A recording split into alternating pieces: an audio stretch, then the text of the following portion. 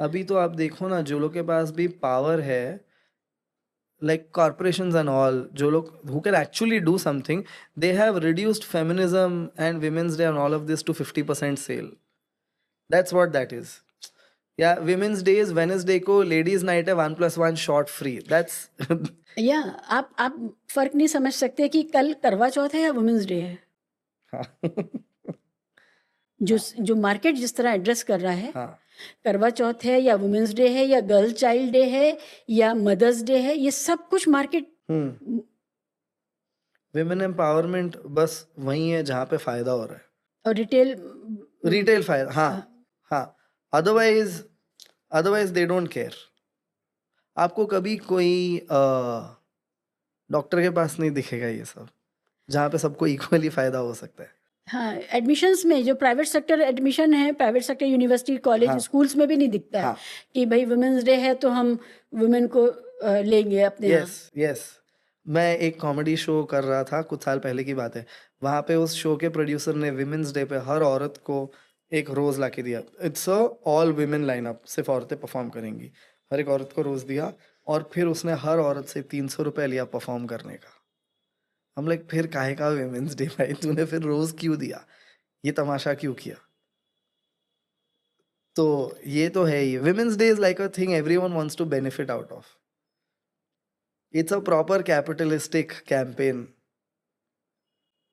ऐसा मैंने देखा इन्होंने हर दिन कोऑप्ट कर ही लिया है।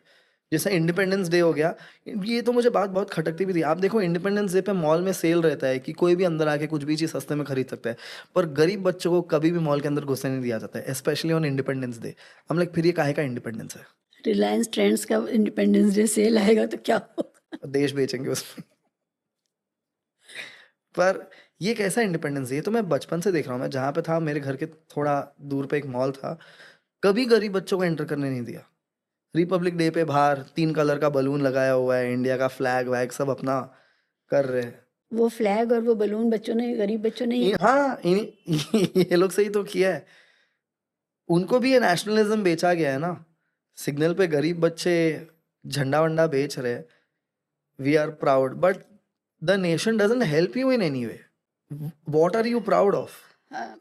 अगर थोड़ा सा और डीप जाएंगे तो नेशन का आइडिया ही कैपिटलिस्ट आइडिया है। Nations are required only for the capitalism, exploitative activities. हम रिसोर्स होल्ड करे, ये बाउंड्री रखे, इसके अंदर के लोग हमारा काम करे, that's essentially what a nation is. और फिर एक्टिव आर्मीज मेंटेन करें और डिफेंस कार्टेल की चीज़ें खरीदी जाएं, और दोनों कंट्रीज को सेम कंपनी हथियार बेचे। ये तो हर जगह हो रहा है। नेशन को हम लोग कभी सोचते नहीं गहराई से, और शायद डर की वजह से भी कि आपके ऊपर यूएपीए लग जाएगा या एंटी नेशनल कहलाएंगे, और एंटी नेशनल कहलाना सबसे ख़तरे की बात है इस समय। तो लेकिन नेशन का the whole idea of nation is a capitalist project.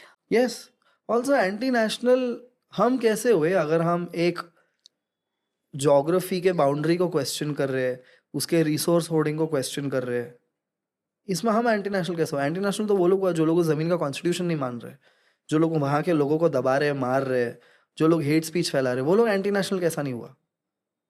मगर वो तो ठीक कर रहे हैं ना। उनका एजेंडा दलित और मुसलमान और माइनॉरिटीज़ और प्रोग्रेसिव्स को जिंदा रखना तो नहीं है ना।